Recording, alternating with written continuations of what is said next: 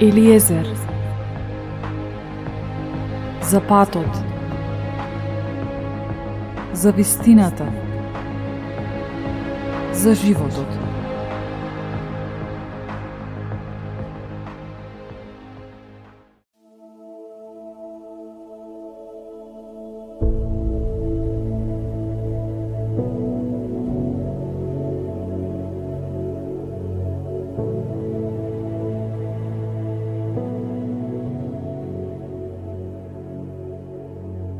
Небесниот татко е во вечноста.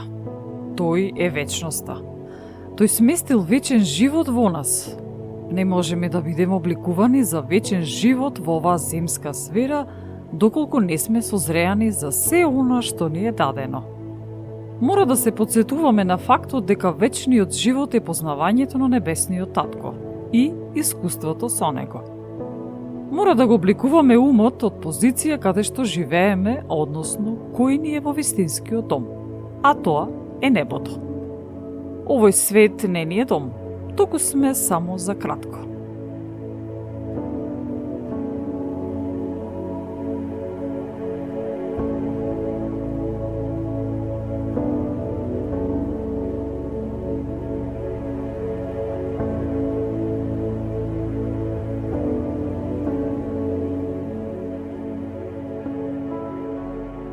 Во Повторени закони, 33 глава пишува: Никој не е како вистинскиот Бог кој јава на небото за да ти помогне и на облаците небесни во својата возвишеност. Прадревниот Бог е твоето засолниште, под тебе се вечните раце. Тој ќе ги гони пред тебе непријателите и ќе рече: погуби ги.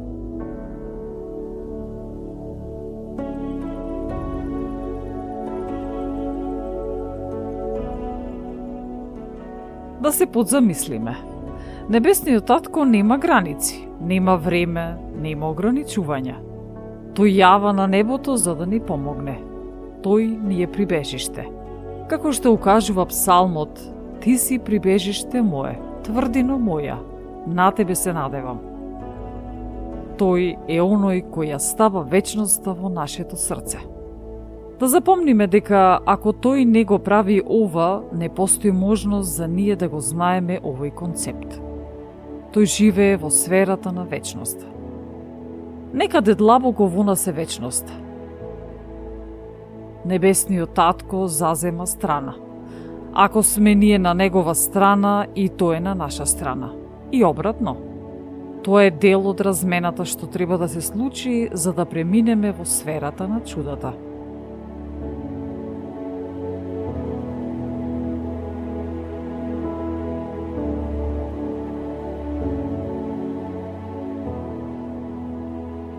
Многумина од нас не разбираме, односно не ни е јасно зошто постои прекин во комуникацијата со духовното, небесното, и зошто не се случуваат чуда. Прекинот доаѓа како резултат на она што ние не го правиме, а Исус Христос се моли за нас да бидеме свесни за тоа. Мора да го исполниме нашиот дел се со цел да видиме реални манифестации. Исус рече: Ако ме љубите, пазете ги моите заповеди. Мора да бидеме целосно убедени во фактот дека Исус Христос го представува небесниот татко, а за тоа е потребно време, односно потребна е трансформација. Жената со проблемот на крвотечение како истотникот беа сигурни и убедени во тоа кој е Христос, а резултатот од нивното убедување и вера беше повеќе од очигледен.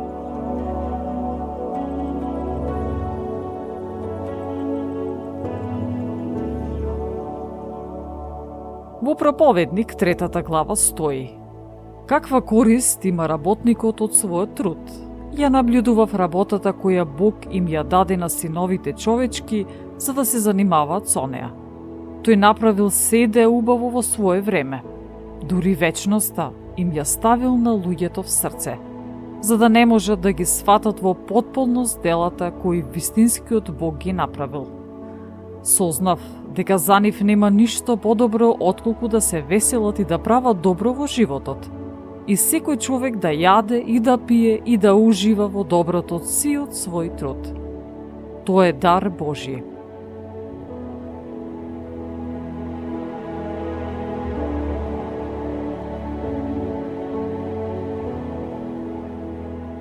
Кој е клучот за средба со Божјето? Клучот е нашата лична врска со Небесниот Татко. Не смееме постојано да се потпираме на луѓето. Истото беше и со учениците на Исус. Тој ги поучуваше, тренираше, но дојде време кога требаше сами да продолжат. Зарем не се случи кај нив нешто да профункционира, а нешто не? Зарем луѓето не отидоа кај Исус да бараат помош со зборовите? Господи, смилувај се на мојот син, зашто при нов месец го фаќа бес и се мачи многу. Често паѓа во оган и често во вода. Го одведов при твоите ученици, но тие не можеа да го излекуваат. А Исус одговори и рече: О, роде неверен и развратен, до кога ќе бидам со вас, до кога ќе ве трпам? Доведете ми го тука. И му нареди Исус на бесот и тој излезе од момчето. И тоа оздраве во тој час. Тогаш учениците пристапија кон Исус насамо и му рекоа: Зошто не можевме ние да го истераме? А Исус им рече: Заради вашето неверие, зашто вистина ви велам, ако имате вера колку синапово зрно, ќе речете на оваа планина: премести се одовде таму, и таа ќе се премести, и ништо нема да биде за вас неможно. Овој пак род се истерува само со молитва и пост.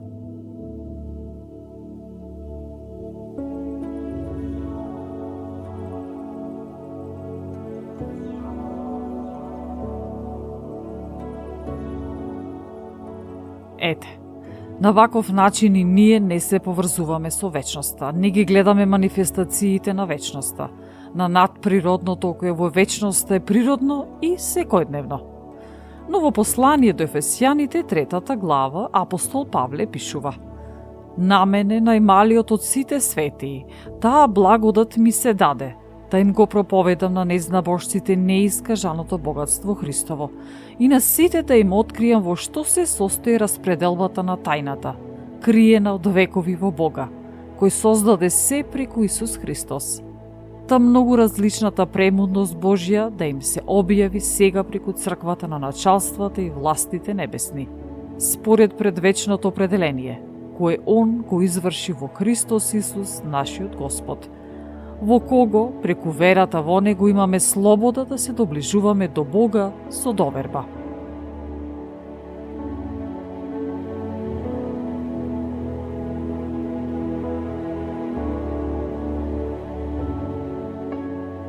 Што значи? Да се погледнеме и да знаеме дека Господ Бог ја ставил вечноста во нас. Светиот Дух е оној кој ќе не поведе по патот на оваа реалност и ќе ни покаже како да бидеме дел од таа вечна реалност. Причината за дисконектирање лежат само во нас. Тоа што сееме, тоа и ќе жнееме. Ако не гледаме резултат од Божјата реалност, тогаш ние имаме проблем во нашето срце. Светиот Дух не само што сака да имаме познавање за Небесниот Татко, туку да имаме и средба со Него. Станува збор за искуствено знаење. Кога го читаме Божиот збор, треба да очекуваме дека секој збор ќе оживее, бидејќи Христос ни рече: Моите зборови се дух и живот.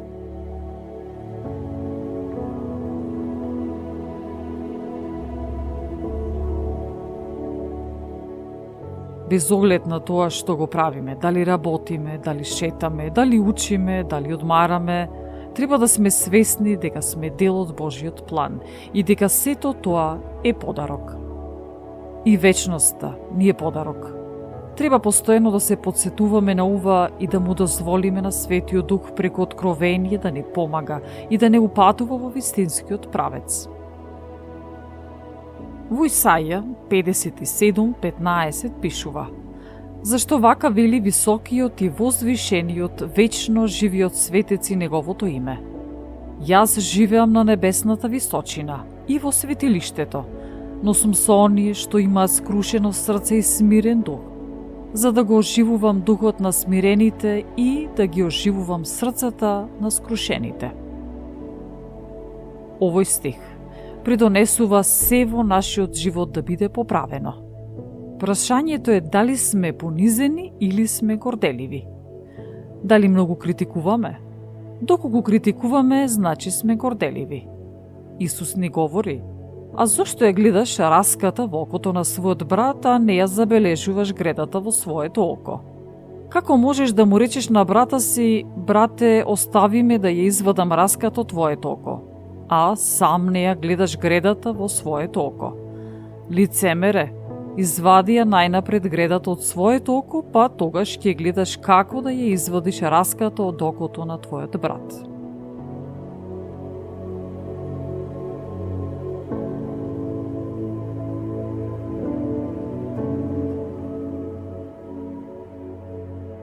Нашата врска со Небесниот Татко е се. Затоа што не е само да се знае за Него, туку и да се познава Небесниот Татко. Кој е и каков е. До степен каде што тој активно прави работи со нас во нашиот живот. Активно е со нас и заедно со нас работи за да го манифестира над природното. Единствениот начин Божјата слава да биде со нас е доколку ние се подготвиме за вечноста во нашето срце. Исус не укажува: вистина, вистина ви велам, ако зрното пченично што паднало на земја не умре, останува само, а ако умре, ќе донесе голем плод. Кој ја сака душата своја, ќе ја загуби, а кој ја мрази душата своја на овој свет, ќе ја запази за живот вечен. Кој ми служи мене, нека врви по мене и каде што сум јас, таму ќе биде и мојот слуга. И кој ми служи мене, него го уважува и мојот Отец.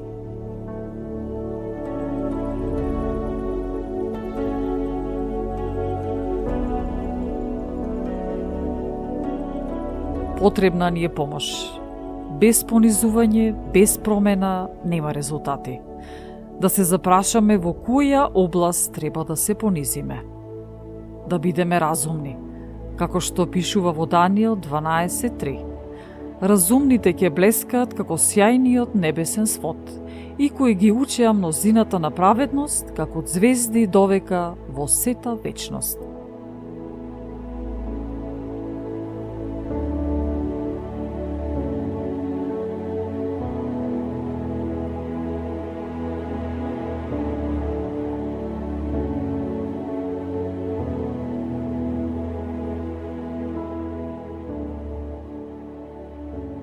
Ја следевте емисијата Елиезер со Елена Ѓуѓевска-Костадиновиќ, под покровителство и во соработка со Господ Исус Христос и Светиот Дух.